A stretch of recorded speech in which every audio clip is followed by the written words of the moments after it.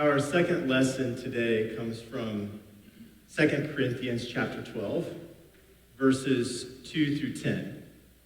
I invite you to listen for the word of the Lord.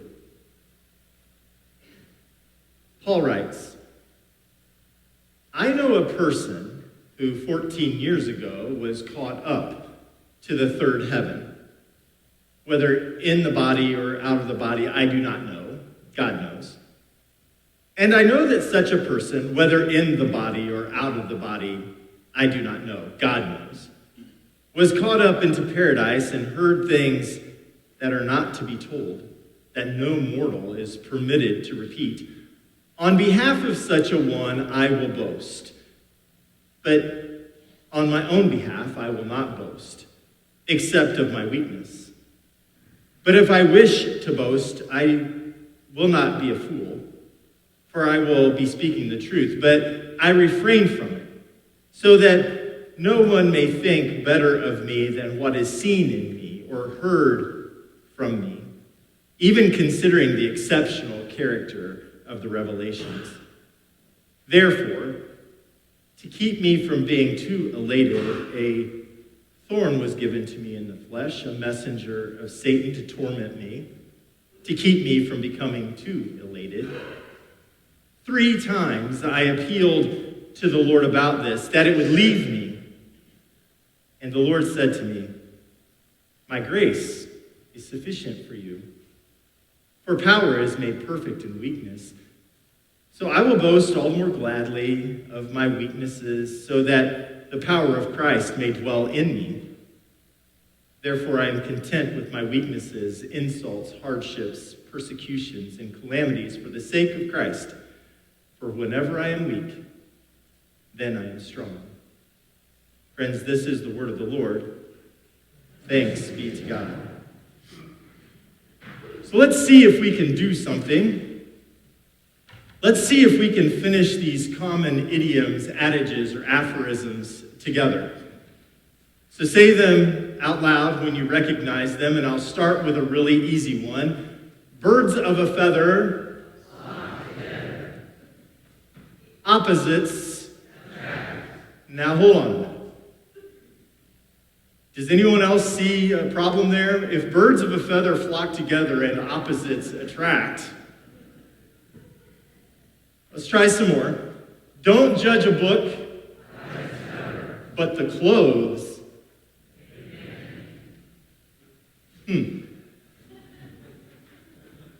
You're never too old to learn, yet you can't teach an old dog new tricks. Better late, but the early bird. It's no wonder that we're confused, and yes, there are more. What about take time to stop? But the one who hesitates, So, if you take time to smell the roses, are you lost? Maybe, I don't know. Many hands make light work, but too many cooks spoil the broth. So do you want a lot of hands or no hands? I don't know. It's enough to make your head spin or maybe make it hurt. And then there are sayings that we live by that shape our collective consciousness that are just downright damaging, really.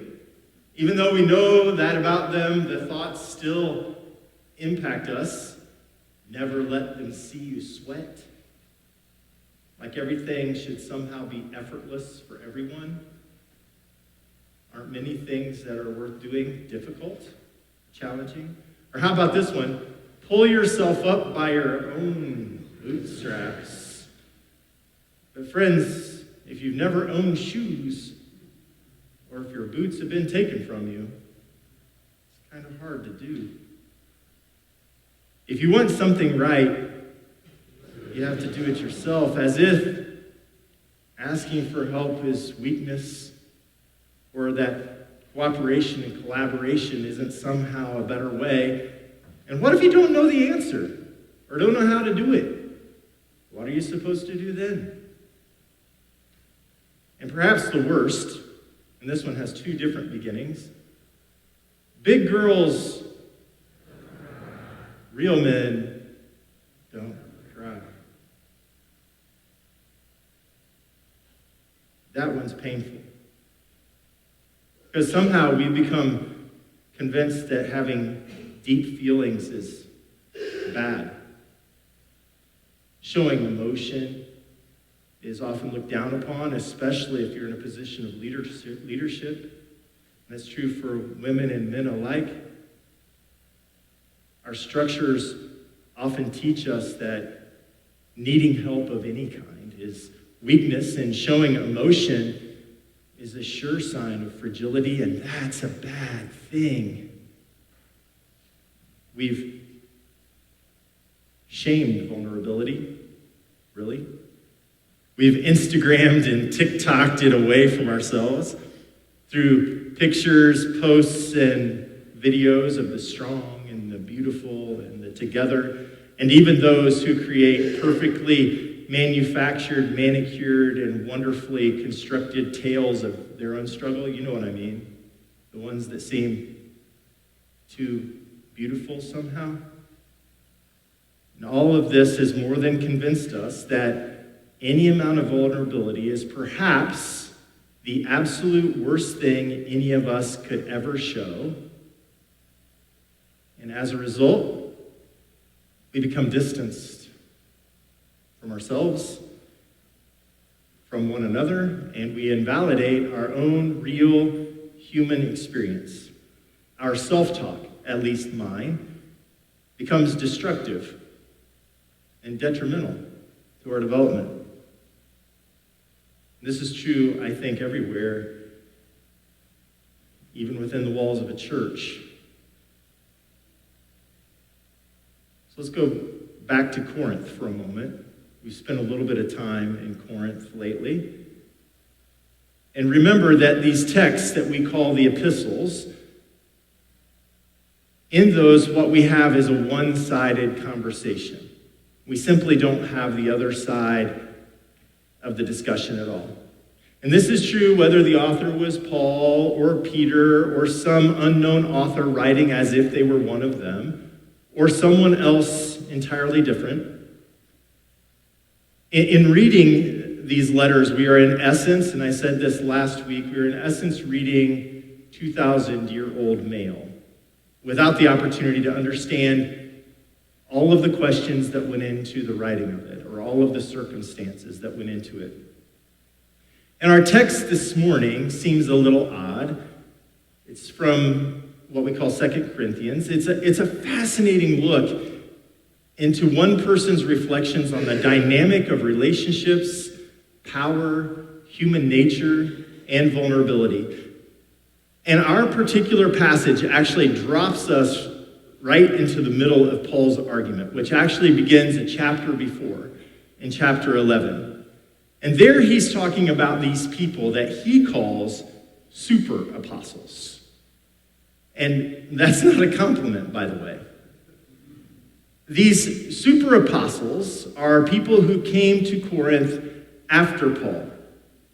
They badmouthed him, questioned his motives as well as his credentials, and garnered quite a large following based on their charisma and their outlandish and impressive stories. They boasted about their own spiritual prowess and prominence, all while putting Paul down. They had a long list of that which made them better than the other because of how righteous they were. This raised Paul's ire and led to what we have here, which is the end of a little bit of a heated discussion or heated discourse. In chapter 11, Paul writes this about the super apostles. For such boasters are false apostles, deceitful workers, disguising themselves as apostles of Christ, and no wonder, because the adversary disguised himself as an angel of the light. Ooh, yikes. But for all of his bluster, it actually appears as though Paul falls directly into the trap of those super apostles and joins them in their bragging and boasting, if only just for a moment. The human heart, it seems, has a proclivity of falling for such things. We have no shortage of examples in our contemporary culture. People with bully pulpits and loud megaphones, sometimes seven-figure salaries and massive book deals, who are followed by thousands because of their personal experiences and their successes in the material or in the spiritual realm. All of that is proof they are convinced and are quick to try to convince anyone else that they somehow are favored by God.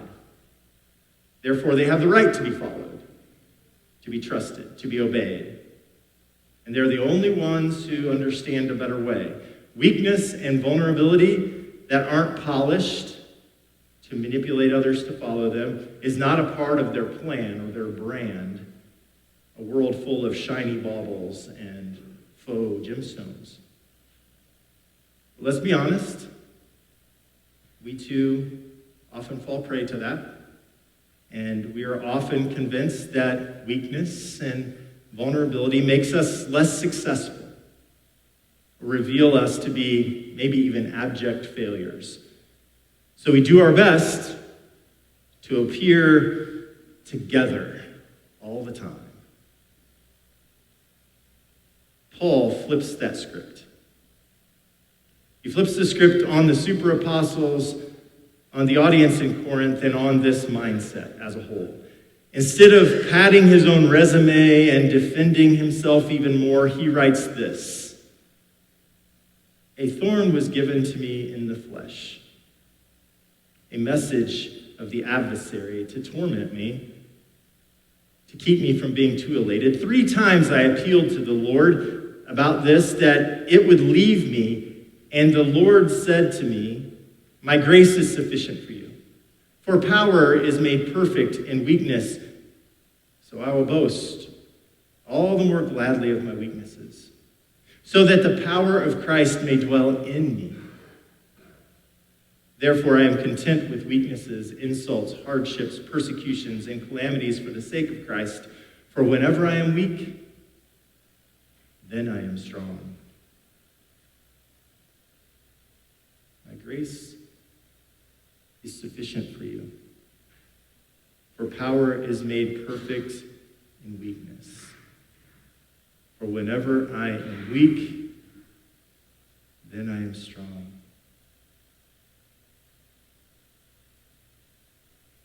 Now that is a shift in thinking, in perspective. To admit one's own weaknesses, one's own vulnerabilities, to point it out, was risky then and now. But it's the way to honest and true intimacy with ourselves, one another, with the divine. It's the way of faith. I think you could argue that it's actually the way of God. Just consider the stories that we have to illustrate this truth. Humanity, shaped out of the dust of the earth. A woman and a man in the sunset years of their lives become the parents of nations. A man with a stutter and an unwillingness to lead, chosen to be the one who confronted the almighty Pharaoh and led the Hebrew people out of bondage in Egypt. A female judge named Deborah, a woman of lightning, served the people of Israel with valor. An immigrant widow, Ruth, became the mother of royalty. A young boy chosen as prophet, another boy anointed as king. A teenage girl carried the Messiah in her womb, birthed him into the world in a tiny hamlet named Bethlehem, and nursed him at her breast. Jesus, born in the manner of all humanity, fully human, God in the flesh, had to be taught by his mother and father how to eat solid food, how to walk, how to speak Aramaic. He lived among the poor and the needy, the sick and the dying. He wept for his friend Lazarus at his tomb. He sweat in anguish. He prayed in lament. He was filled with anger in the temple, and he died. This is the story. Vulnerability, strength in weakness. It's the way of the divine. It is truth revealed right here at this table in these common elements, in the people who will come and dine in you. So, maybe it's time we flip the script too. We know that we each are very vulnerable in nearly every way. Regardless of our vain attempts to cover it up or pretend it isn't true, regardless of how hard we work to convince ourselves that perfection is something that we should chase, that we can somehow stave off aging, disease, and even death if we do things just right. We're not fooling ourselves. We know.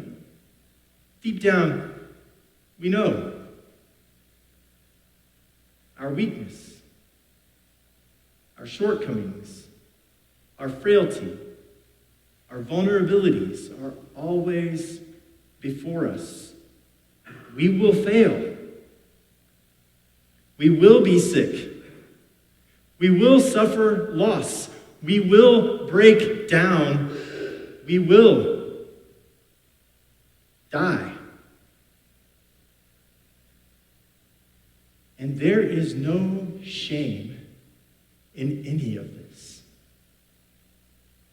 For none of this means that we are less than. In fact, it means that we're human. And there simply may be nothing in the world more beautiful than that. So what if we didn't try to hide them? Our vulnerabilities, our weaknesses. What if we didn't try to hide ourselves?